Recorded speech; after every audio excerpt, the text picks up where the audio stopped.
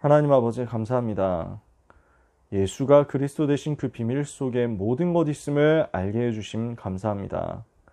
그리스도가 모든 것 되시기에, 그리스도를 아는 것이 모든 것이기에, 그리스도를 붙잡는 것이 모든 것이기에 오늘 우리는 다른 모든 것 내려놓고 그리스도만 바라보고 그리스도만 증거하는 그리스도의 제자의 대열에 서기를 소원하오니 하나님 응답문 열어 주옵소서. 전무후무한 응답의 역사가 주의 백성들 인생 여정 속에서 나타나게 하옵소서. 그리스도만 필요로 하는 현장 앞에 그리스도만 말하기로 작정하고 주님을 바라보는 시간이 되게 하옵시고, 우리 주님이 주신 그 보배로운 그리스도의 이름의 증거와 능력과 권세를 가지고 현장에 가서 그리스도 없이 고난 당하도록 만드는 사탄의 견고한 진을 무너뜨리게 하여 주옵소서. 주여, 주의 백성들에게 이번 한 주간 승리할 말씀 주신 것을 감사합니다. 한순간도 빠짐없이 그 말씀의 인도 속에서 승리하게 하옵소서. 예수 그리스도의 이름으로 기도합니다. 아멘. 시편 18편 말씀을 같이 읽겠습니다. 잘 아시는 말씀이죠? 구약성경 시편 18편 1절에서 3절까지. 시편 18편 1절에서 3절까지의 말씀 찾으셨으면 같이 읽고 또 성경 없으신 분은 들으시면 되겠죠. 시편 18편 1절에서 3절 같이 읽겠습니다. 나의 힘이신 여호와여, 내가 주를 사랑하나이다. 여호와는 나의 반석이시요 나의 요새시요 나를 건지시는 이시요 나의 하나님이시요 내가 그 안에 피할 나의 바위시요 나의 방패시요 나의 구원의 뿌리시요 나의 산성이시로다.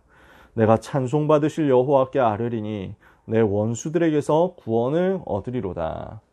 아멘. 다윗의 유명한 고백이죠. 이 고백을 저는 이렇게 붙잡았습니다.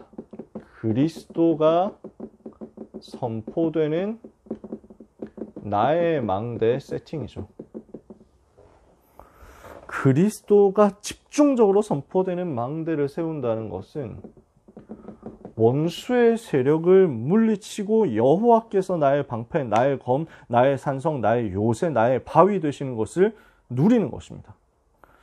여러분, 망대라는 단어를 오늘 고등부 예배 시간에도 또 이야기하고 나눴습니다만, 이번 학원 복음화 때 어제 주셨던 메시지가 빛의 망대 세워라 라는 거였잖아요. 그래서 이번 주간에 그렇게 말씀을 나눈 것이고 한 달 동안 그 말씀을 계속 볼 겁니다. 우리는 망대의 싸움을 하는 거거든요. 진지전이라고 할 수 있습니다. 망대의 성격, 아침에도 얘기했지만요. 망대는 뭘 하는 곳입니까? 파수를 하는 곳입니다. 감시하는 곳이에요. 초소가 되는 곳입니다. 그러면서 여기에 있는 초병들과 여기에 있는 이제 군인들, 군사들을 다 지키는 곳이기도 합니다. 보호해 줄 수 있는 작은 성체 역할을 하는 거죠. 그러면서 싸움을, 전쟁을 준비하는 곳이 되기도 합니다. 그리고 그 전쟁할 때 여기가 거점이 되는 곳이기도 합니다. 그래서 사실 발티잔이라고 하는데 발티잔이라는 단어를 검색해보면 성경에 안 나옵니다. 왜냐하면 이건 발티잔이라는 단어는 굉장히 나중에 가서 나오는 양식이거든요. 제가 정확하게 모르겠는데 아마 거의 한 최소한 한 13세기는 넘어가야 될 것 같은데, 이게 어떻게 생긴 거냐면, 여러분 검색해보시면 나올 겁니다. 성이, 유럽식 성이 이렇게 있잖아요. 그러면 요 성벽에 조금 튀어나오게 만든 요걸 발티잔이라고 합니다. 그래서 여기에서 감시하고 파수를 하는 거죠. 살짝 튀어나온 이걸 발티잔이라고 해요. 그래서 성벽 위에 이렇게 세우는 거거든요. 성벽 위에 세우는 건데 여기에 약간 튀어나오도록 만든 구조물입니다. 요게 발티잔이에요. 그러니까 성경 시대에는 이런 양식 자체가 없어요. 망대라고 검색하면, 구글링하면 발티잔이 제일 먼저 뜨거든요. 근데 성경에는 망대라고 되어 있는 부분을 영어로 찾아보면 이거예요. 타워입니다. 그래서 이건 이스라엘 곳곳에 세워놓은 건데 그냥 글자 그대로의 작은 성체들입니다. 여기에 이렇게 세워놓고 이게 초소를 하나 세워놓은 거죠. 여기에 감시탑 같은 거 높은 거 하나 세워놓고요. 이러면은 여기를 거점으로 해가지고 군인들이 여기서 머무르기도 하고, 그래서 여기서 주둔하면서 소수 이제 작전을 펼치기도 하고, 여기 있는 민간인들을 보호하기도 하고, 파출소 같은 개념을 전방에 쫙 투사해 놓는 거예요. 지금 성경에 나오는 망대는 이겁니다. 타워예요. 그러면 물론 이사야 62장에 나오는 성벽 위에 파수꾼을 세우고 했을 때 그 성벽 위에 파수꾼이 들어가기 좋은 것은 여기에 발트잔입니다. 성경시대는 없었긴 했지만. 근데 일반적으로 나머지 성경 구절에 나오는, 예를 들어서 잠언 18장 10절에 나오는 여호와의 이름은 우리의 견고한 망대라, 의인은 그리로 달려가서 안전함을 얻느니라 했을 때 그 망대도 사실은 아래의 개념입니다. 곳곳에 이런 시스템들을, 작은 성들을, 작은 기지들을 만들어 놓는 거예요.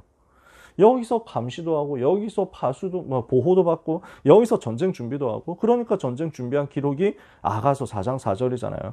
너의 목이 너무 아름다운데 어떻게 아름답냐. 사실 자기가 사랑하는 여자를 보고 목을 두고 얘기를 하는 건, 사랑하는 사람을 두고 목을 얘기를 하는 건데, 너의 목이 다윗의 망대, 곧 1000개의 방패를 두려고 건축한 다윗의 망대 같구나 라고 얘기를 하는 겁니다. 그러니까 그냥 사랑 고백이 아니라 이거 영적인 얘기를 하는 거 우리가 잘 알 수 있죠. 그래서 망대는 그 안에 방패를 1000개를 갖다 놓은 겁니다. 망대 안에 방패 1000개가 쌓여 있습니다. 전쟁할 수 있는 준비가 되고 거점이 되니까요. 그래서 사탄은 지금 이 망대를 곳곳에 다 만들어 놓은 겁니다. 이미. 어떤 망대를 만들어 놨습니까? 하나님을 대적하는 망대입니다. 그래서 우상 숭배하도록 만드는 거죠. 하나님 아닌 다른 것 섬기도록 만드는 거. 그게 전부 우상 숭배잖아요. 전 세계에서 종교 인구 비율이 제일 낮은 나라가 한국이고 일본이라고 합니다. 전 세계에서 무종교인이 제일 많은 나라가 한국, 일본. 근데 일본보다 한국이 더 할 거예요. 왜냐하면 일본 사람들은 형식적으로라도 가거든요. 일본 사람들은 거의 무신론자들입니다.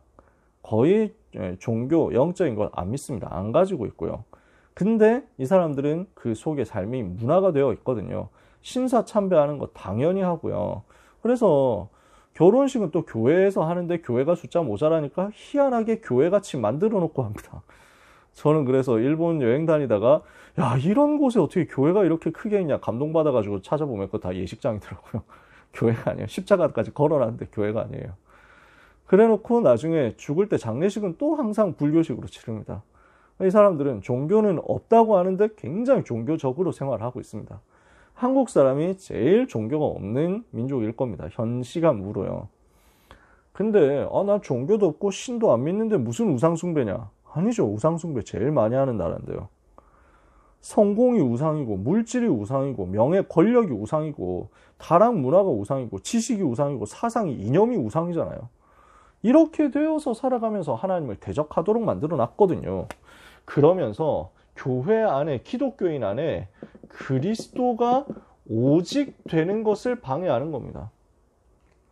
불신자들은 또 많은 성도들까지도 이렇게 시키고 있습니다. 하나님을 대적하는 편에 서도록 속임수를 쓰고요. 이런 망대를 만들어 놓는 거거든요.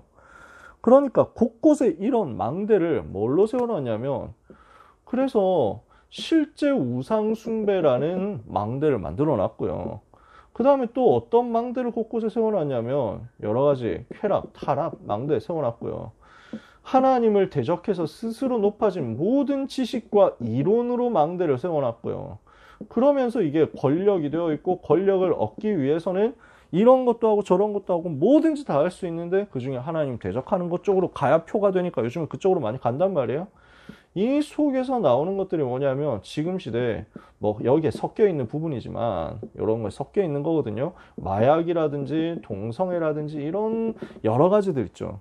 이걸 이념으로 만들어 놓고 이 망대 소수자, 이거 지금 이게 쉽게 말해 요거거든요. 인권이다.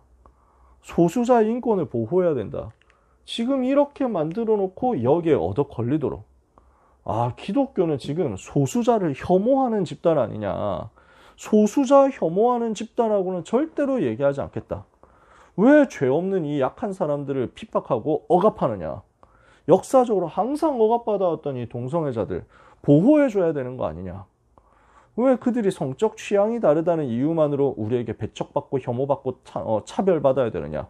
이 사람들에게도 대등한 살 권리를 줘야 된다. 너무 맞는 말같이 들리잖아요. 그러다 보니까 미국과 유럽의 기독교인들이 넘어가 버린 거예요. 그렇지, 맞지. 기독교의 정신이 원래 사랑 아니냐. 그래서 차별하지 말고 사랑하는 게 기독교 정신인데, 예수의 사상인데, 지금 보니까 기독교가 되게 차별하려고 하네? 나는 저런 거 못하겠는데? 나는 예수의 사랑의 정신을 가지고 할 거야. 한국에도 기독교인들이 그렇게 하면서 동성애 지지하는 운동들을 합니다. 실제로 그렇게 해요. 그러면은 여기에서 뭐가 나오냐면 성경과 이 사람들의 이념이 부딪히게 되잖아요. 그때부터 이 사람들은 성경보다 자기의 이념, 성경보다 자기가 생각하고 있는 보편적인 가치, 이런 쪽으로 더 무게중심을 두게 된단 말이에요. 그러면서 나중에는 성경을 안 믿게 됩니다. 성경은 옛날 시대에 쓰여진 거 아니냐. 그 시대의 가치관을 반영하는 거지. 그러니까 성경 가지고 지금 시대에 고집하면 안 된다라고 얘기를 하게 되고요. 그러면서 점점 과학적으로 안 믿어진다. 이거는 비과학 아니냐. 성경에 있는 요 얘기는 말이 안 되는 거야. 라고 하면서 성경을 부정하게 되죠. 성경을 부정하면서 결국 어디로 갑니까? 그러면 성경 속에 나와 있는 기적도 믿지 않게 되고, 그 기적의 궁극적인 기적은 부활이거든요. 십자가와 부활을 안 믿게 되고, 그 다음에 성경에 나와 있는 중요한 여러 가지 영적인 사실을 안 믿게 되니까 이걸 신화로 여기게 되고, 신화로 여기니까 창세기 3장을 안 믿게 됩니다. 창세기 3장을 안 믿으니까 원죄도 안 믿죠. 그러니까 어떻게 됩니까? 그냥 기독교는 종교의 하나, 정신적으로 뭔가 위로와 위안을 주는 종교 체계의 하나일 뿐이지 다른 종교하고 다른 것 하나도 없다라고 하면서 종교다원주의로 가는 겁니다. 그래서 미국과 유럽 교회는 문 닫을 수밖에 없게 된 겁니다. 그리고 한국도 점점 신학이 이렇게 되어 가고 있습니다. 신학교부터 이렇게 무너져 가고 있습니다. 그래서 예수가 그리스도고 그리스도만이 구원의 길이다 라고 이야기를 하면 지금 시대는 굉장히 공격받습니다. 그러니까 얼마나 요즘은 귀찮고 무서운 시대냐면요. 여러분도 잘 아시잖아요. 뭔가 거슬리는 얘기가 하나 나왔다 그러면 요 사탄의 망대들을 세워놓고 이게 권력화되어 있거든요. 권력화되어 있다는 것은 이게 뭐냐면은 여론 형성을 하고 있다는 겁니다. 그래서 그 여론에 민감하게 반응하는 정치인들하고 연결이 다 되어 있다는 겁니다. 그럼 이게 주로 여기하고도 또 되게 많이 들어가 있어요. 시민단체. 그래서 여기에 국가 재정으로 지원을 하잖아요. 그러니까 돈이 여기에 들어가요. 그래서 정부에서 지원을 하고 그 다음에 3단체에 영향받은 대기업들이 지원을 합니다. 그러면 요 사람들은 뭘 하는 사람이냐? 여기서 월급을 받아요. 그러면 이 사람들은 뭐 하냐면 계속 감시하는 겁니다. 이 사람들 말로 모니터링이라고 하잖아요. 그래서 무슨 혐오 발언 하는지 안 하는지 이런 걸 모니터링 계속 하고 있습니다. 이게 자기들이 월급 받고 이것만 해도 월급 받으니까요. 그래서 어느 교회 설교에서 뭐가 나왔다 거슬린다 이러면은 전부 다 좌표 찍고 고발하고 그 다음에 자기들끼리 이렇게 해가지고 악플 세례로 막 꽉 채워버립니다. 그래서 막 싫어요 누르고 신고하고 채널 폭파되도록 만들고 유튜브가 이렇게 해서 날아가는 거예요. 페이스북 계정이 날아가는 거예요. 좌표 찍고 몰려와가지고 계속 공격당하는데 이거 싸움은 혼자서 해야 되거든요. 그 채널 메시지를 하는 그 채널 주인 혼자서 해야 되거든요. 제가 페이스북 하던 시절에 그런 걸 좀 많이 겪어가지고 진짜 스트레스 됩니다, 이게.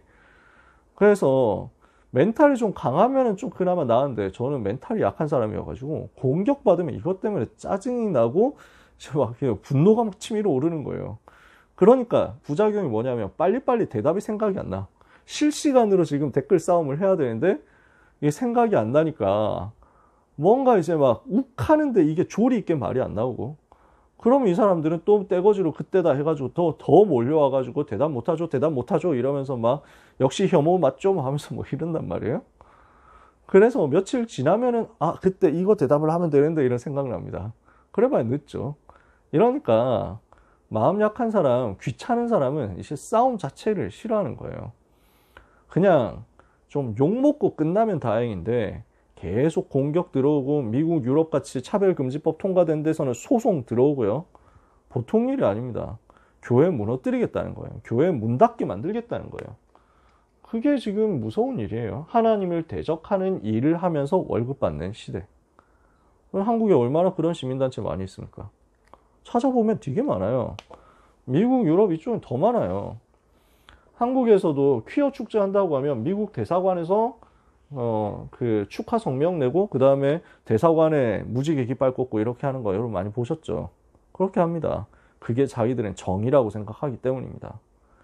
정의인 것처럼 하는, 인권인 것처럼 하는 망대를 만들어서 오직 그리스도라고 결단코 말하지 못하게 하겠다는 게 이 시대의 거대한 흐름이란 걸 전도자들이 볼 수 있어야 됩니다. 랩런트들은 진짜로 봐야 됩니다. 왜냐, 이제 대학 가면 그거 꽉 찼거든요. 대학에 그게 꽉 차 있어요. 그 사상이 꽉 차 있어요. 미국 대학의 80%, 90%가 이 사상으로 완전 물들어 있어요. 아닌 대학 찾기가 힘들어요. 그러니까 유학 간다? 사실은 오직 그리스도 무장 안 돼 있으면 가서 굉장히 많이 힘들 겁니다. 마리화나 있잖아요. 대마초 이런 정도는 마약 취급도 안 하잖아요. 그건 기본적으로 다 하는 데라니까요. 그게 미국 대학이죠. 어떻게 되겠습니까? 그래서 우리는 어떤 망대를 세워야 되겠느냐. 그리스도가 높아지고 그리스도가 선포되고 그리스도만 증거되는 오직 그리스도의 망대를 세워야만 됩니다. 이게 이 시대 우리의 사명이란 말이에요. 그래서 우리는 어떤 전쟁을 하느냐? 오직 그리스도를 말할 수 있는, 오직 그리스도만 말할 수 있는, 오직 그리스도만 지속적으로 증거되는 망대. 사탄 이걸 굉장히 싫어하고 이걸 이제 경멸하도록, 이걸 조롱하도록, 이걸 비웃도록 자꾸만 사회 분위기 몰아갈 겁니다. 오직 그리스도 얘기하고 그 다음에 성경에 있는 그대로 사탄 이야기하고 영적 문제 이야기하니까 이단이라고 하잖아요. 그러니까 뭐 잘못한 게 있으니까 이제 이거는 갱신해라. 이런 것들은 좀 과하지 않냐, 좀 조심하자 라고 한다면은 당연히 같이 가야죠. 그런 부분 인정하고 수긍하고. 아니 왜 그렇게 또 비난을 많이 하느냐. 그렇죠. 그런 것들은 고치면 좋아요. 우리가 뭐 비난할 거 있습니까? 우리가 뭐 남 욕할 거 있습니까?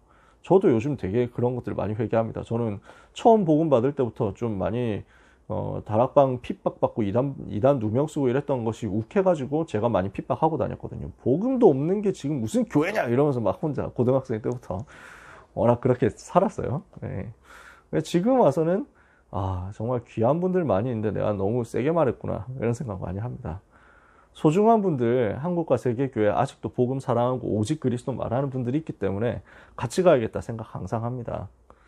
그래서 그런 거 갱신하면 좋죠. 근데 오직 그리스도라고 말한다고, 그리고 성경에 있는 그대로 사탄에 대해서 이야기한다고 이단이라고 하는 거는 자기들이 지금 사탄의 망대에 놀아나고 있는 거거든요.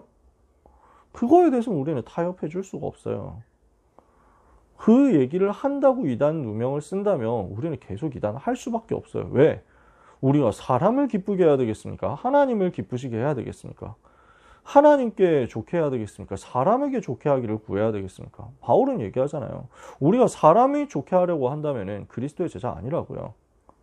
우리는 절대적으로 오직 그리스도 말하는 망대 세워야 됩니다.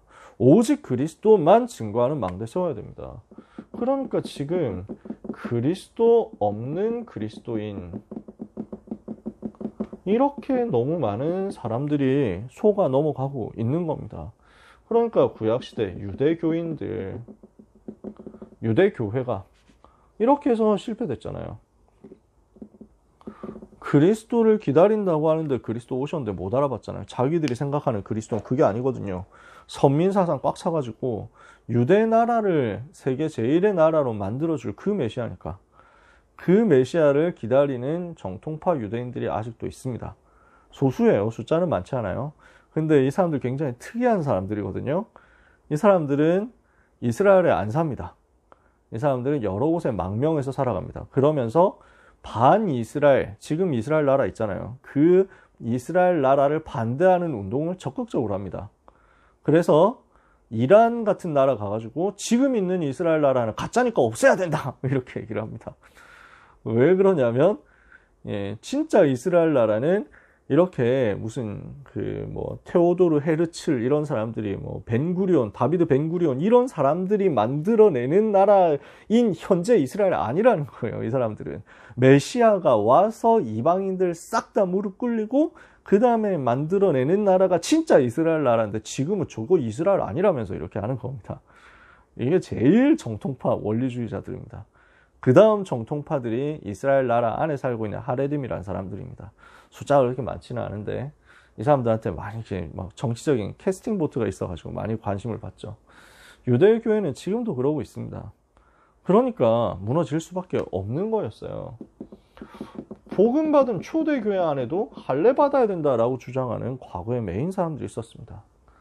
그래서 바울이 베드로를 갈라디아서 2장에서 이야기한 대로 분명히 꾸짖은 것도 사실이지만 그렇다고 척진 건 아니에요. 바울하고 베드로는 굉장히 친했습니다.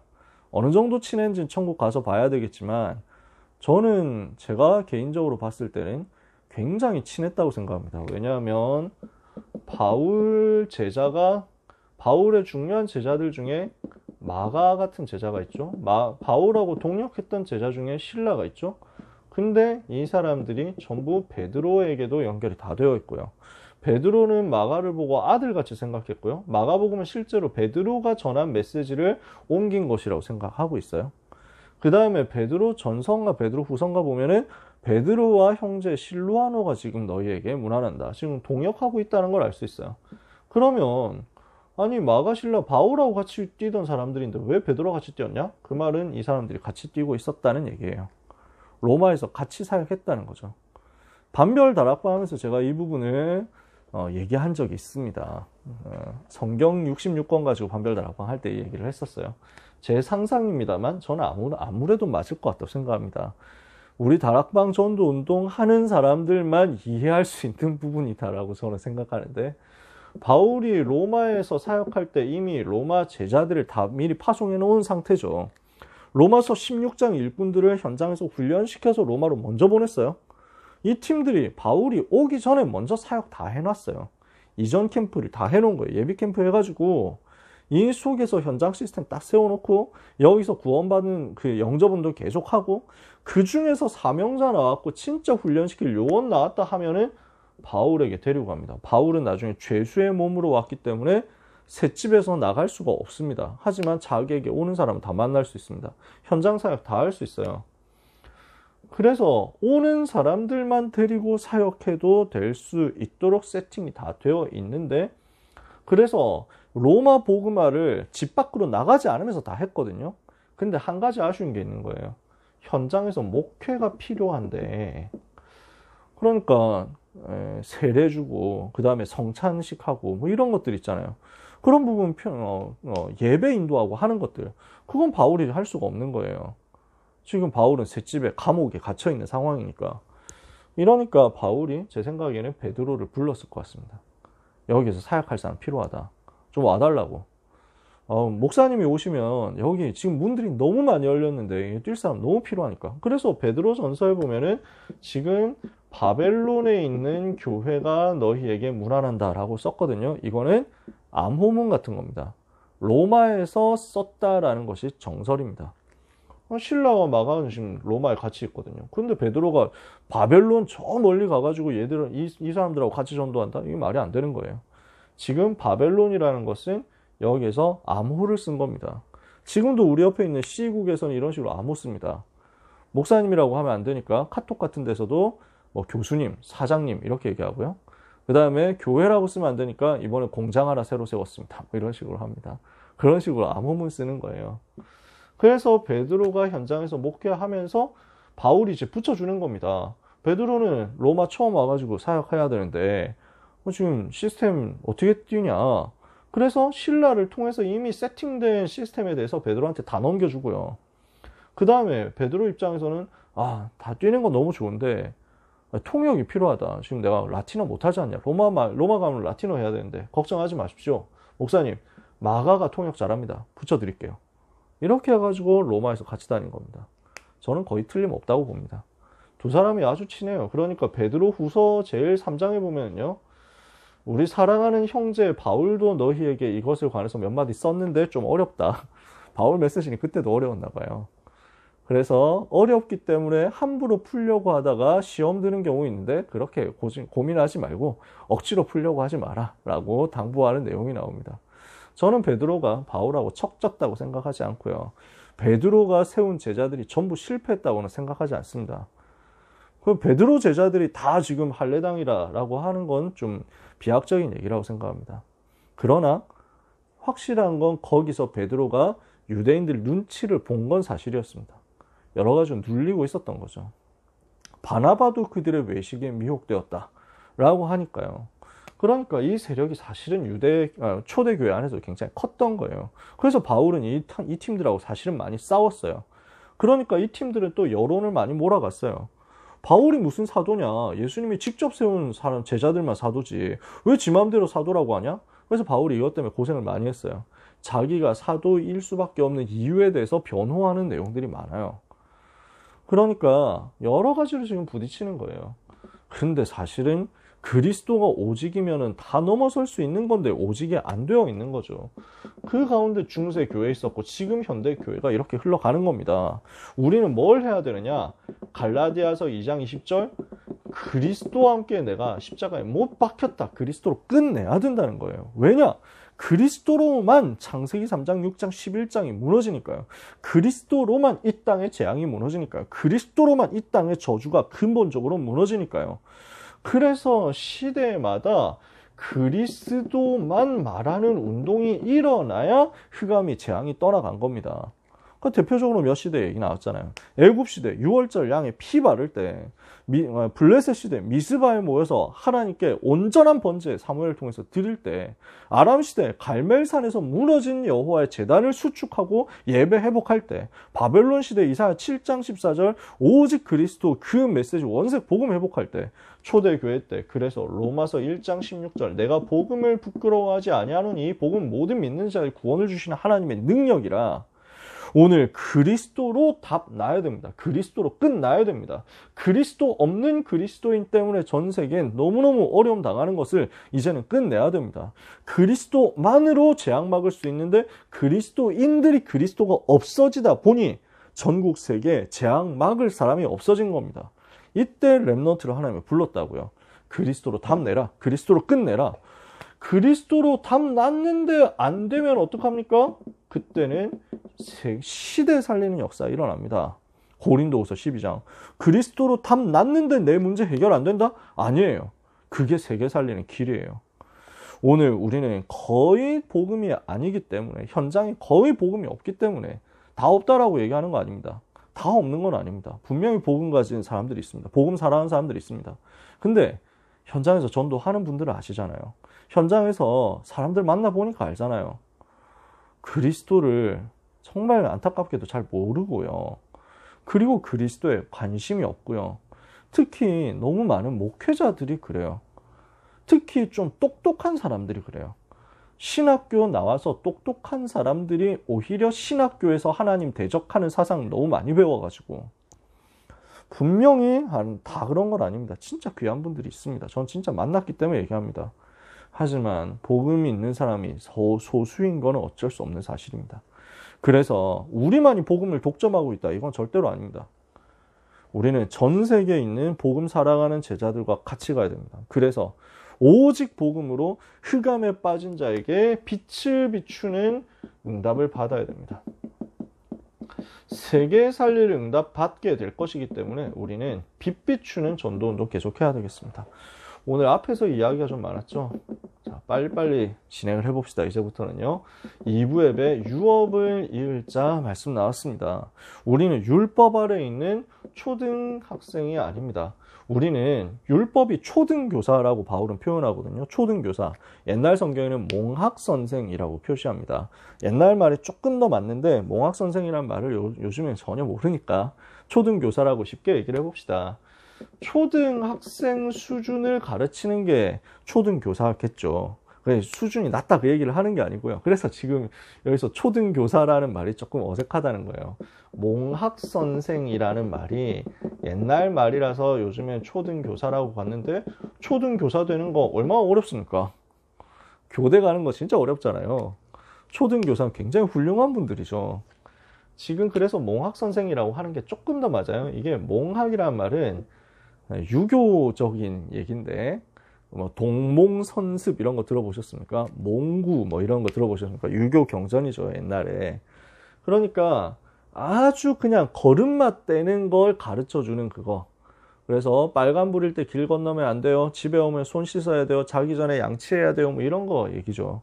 그런 거 가르쳐 주는 거란 말이에요. 그러니까 지금 그거 분간이 안 되는 수준에서 율법에 매여 있다? 그거 가지고 그 수준 가지고는 세계복음화 못 한다는 거예요. 영적으로 지금 그건 빨리 넘어서라. 우리는 그리스도로 옷 입은 자 된 것입니다. 그리스도 안에서 하나 된 사람 된 것입니다. 그리스도의 것이요 아브라함의 자손이요 하나님의 유업 이을 자가 된 것입니다. 우리는 그리스도로 끝난 사람입니다. 우리는 그리스도로 담난 사람들입니다. 지금부터 이 답을 가지고 하나님의 망대, 하나님의 여정, 하나님의 이정표를 우리에게 각인 뿌리 체질되도록 만들어야 되겠습니다. 그러면 이때부터 어떤 응답 오느냐? 출애굽의 유업 있는 성막운동의 증인, 제자 되는 것입니다. 출바벨론의 유업을 잇는 성전운동의 증인 되는 것입니다. 우리는 출로마의 유업을 이어가는 일곱 이정표 따라가는 교회운동의 증인 되는 것입니다. 이렇게 해야 재앙에 빠진 세계를 살릴 수 있으니까요. 우리는 10년 후를 두고 2030, 2080 시대를 두고 유업의 발자취 남겨야 되겠습니다.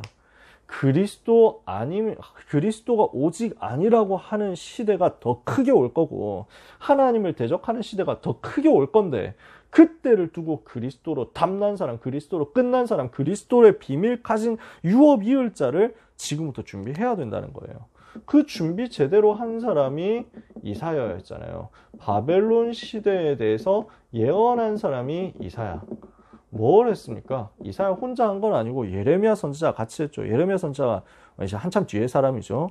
한 100년 정도 뒤에 사람이죠. 근데 그러니까 이사야의 메시지가 그냥 뚝 떨어져가지고 150년 만에 다니엘에게 전달되고 이건 아닙니다. 이사야의 메시지가 흘러 예레미야에게 그 언약이 하늘 가진 예레미야를 통해서 이제 다니엘에게 이렇게 전달되는 순서가 있습니다. 근데 중요한 예언의 메시지를 이사야가 남긴 건 틀림없죠. 그래서 오늘 우리는 불신앙과 상처와 실패에 빠뜨리는 어둠의 망대를 무너뜨리고 생명의 빛을 비추고 복음으로 거기서 빠져나오도록 만드는 빛의 망대를 세워야 되겠습니다. 그 빛의 망대에 정확한 메시지를 전달한 겁니다. 빛의 망대 시스템에 메시지를 제대로 심은 사람이 이사야였습니다. 어떤 메시지 심었습니까? 멸망시대 오는데 그 속에서 하나님이 희망으로 그루터기를 남겨놓으셨다. 이 사람들을 통해서 푸른 마르고 꽃은 시드나 우리 하나님의 말씀은 영영이 서리라. 영원한 말씀 운동이 일어나고 오직 여호와를 앙망할 때 새 힘없는 운동이 일어나게 될 것이다. 여호와께서 이 말씀 운동하는 렘넌트를 통해서 새 일을 행하실 것이고 전 세계에 일어나서 빛을 발하는 응답을 주실 것이고 작은 자가 천을 약한 자가 강국 이루는 응답 주실 것이고 24 파수꾼이 일어났을 때 전 세계가 몰려오는 플랫폼 운동이 일어나도록 하실 것이다. 이게 이사야가 준 메시지였죠. 이 메시지 받은 사람이 나온 겁니다. 그래서 오늘 우리는 복음이 믿어지고 나의 복음이 정리되어서 나의 복음 메시지로 포럼되어서 나올 수 있을 만큼 복음 24로 빛을 비추는 망대를 세워야만 된다는 것입니다. 내 속에 24 복음의 빛을 비추는 그 망대가 세워져야 됩니다. 그래야 사탄의 망대, 하나님을 대적해서 스스로 높아진 모든 것 무너뜨린 영적 싸움을 할 수 있으니까요. 그래서 오늘 우리는 어떤 망대를 세워야 되겠습니까? 세워야 할 망대는 무엇이겠느냐? 많은 조건이 있겠지만 우리는 순수한 망대, 순결한 망대, 원색적인 망대를 세워야 되겠습니다. 그래서 섞인 거 말고 흐려진 거 말고 진짜 원색 그대로의 망대 세워야 됩니다. 그래서 불신자 상태가 성경 그대로 폭로되고요. 그리스도 이름의 비밀과 그리스도께서 하신 삼중직의 일이 원색적으로 계속 선포되고요. 불신자 상태 꺾는 예수가 그리스도 대신 오직 복음의 성경 구절이 원색적으로 계속 선포되는 망대가 우리 속에 세워져야 됩니다. 그리고 우리 현장에 세워져야 되고요. 제일 먼저 세워져야 되는 건 내 안에 오직 그리스도가 성경 구절과 함께 나에게 진짜 진하게 박혀 있어야 된다는 겁니다. 그리스도 삼중직에 대한 성경 구절들, 그리스도께서 하신 일에 대한 성경 구절들, 이게 우리 속에 딱 박혀 있어야 돼요. 원색적인 망대가 속에 세워져 있어야 돼요. 두 번째, 현장적인 망대가 세워져야 됩니다. 이 말은 이해가 되실까요? 반드시 나의 오늘의 실제 현장, 내가 가야 될 미래에 대해서도 실제 현장의 망대 세워야 됩니다. 그러니까 다윗은 이 부분을 두고 전쟁터의 단어들을 쓴 겁니다. 자기가 뛴 실제 현장이 전쟁터였거든요. 그러니까 뭐라고 얘기를 하는 겁니까? 여호와는 나의 반석이시오, 나의 요새시오, 나를 건지시는 이시오, 나의 하나님이시오, 내가 그 안에 피할 나의 바위시오, 나의 방패시오, 나의 구원의 뿌리시오, 나의 산성이시로다. 자기 현장에서 뛰었을 때 반드시 필요한 그 의지할 대상들 있잖아요. 전쟁할 때 지형지물들 활용해야 되겠죠. 은폐원폐 해야 되니까 내가 여기서 보호받을 수 있구나, 이 전쟁할 때 내가 여기서 살아남을 수 있구나 하는 그 모든 곳들, 그게 바로 여호와 하나님이시다 표현한 거예요. 나의 망대를 두고 다윗이 표현하기를 실제 현장에서 보고 듣고 누리고 느낀 것, 그것 가지고 그대로 표현했다. 여러분의 현장 망대입니다. 이게. 그래서 해야 되는 것 이겁니다. 파괴적 망대. 우리는 싸워야 되는 거예요. 싸우는 거거든요. 영적 싸움을 늘 의식하고 매 순간 매 시간 사탄 권세 꺾는 권세를 사용하고 예수 이름을 선포해야 됩니다. 예수 보혈 선포해야 됩니다. 예수 십자가 선포해야 됩니다. 예수님이 그리스도라고 정확하게 선포 계속해서 이거 무너뜨려야 됩니다. 우리는 공격적인 전투적인 파괴적인 망대를 세워야만 됩니다. 우리끼리 그냥 잘 먹고 잘 살고 잘 놀자 하는 그 정도 망대 가지고는 요 시대를 못 이기니까요. 유업이을자기 때문에 이 망대 무너뜨려야 된다. 사탄의 망대 무너뜨려야 된다. 그래야 미래로 갈 수 있습니다. 안 그러면 언약의 배턴이 끊어집니다. 끊어지고 다음 세대 누군가 다른 나라에서 다른 민족 중에서 나오고 이렇게 되겠죠. 우리는 그거 넘어서야 되거든요. 우리는 이제 꺾어야 되거든요. 그래서 교회는 배인데 어떤 배냐? 유람선이 아니다. 싸우는 전함이다. 전투함이다. 군함이다. 저는 그 말을 참 좋아합니다. 우리는 놀러 다니는 걸 하는 게 아닙니다. 잘 놀아야 해서. 근데 우리의 항상 초점은 우리가 지금 전쟁하고 있다라는 것을 의식하는 것입니다. 그래서 날마다 전쟁을 위한 망대를 세우는데 어떤 망대냐? 오직 그리스도로 끝내는 망대. 오직 그리스도로 담난 망대. 오직 그리스도의 비밀 가지고 유업이을자의 망대. 그래서 그 망대가 복음 24 시스템이 되도록 만들자.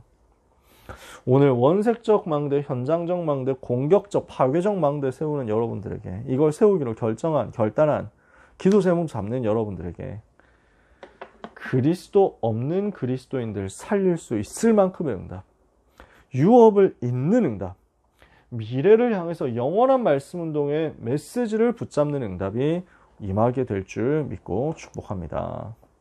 기도하겠습니다. 하나님 감사합니다.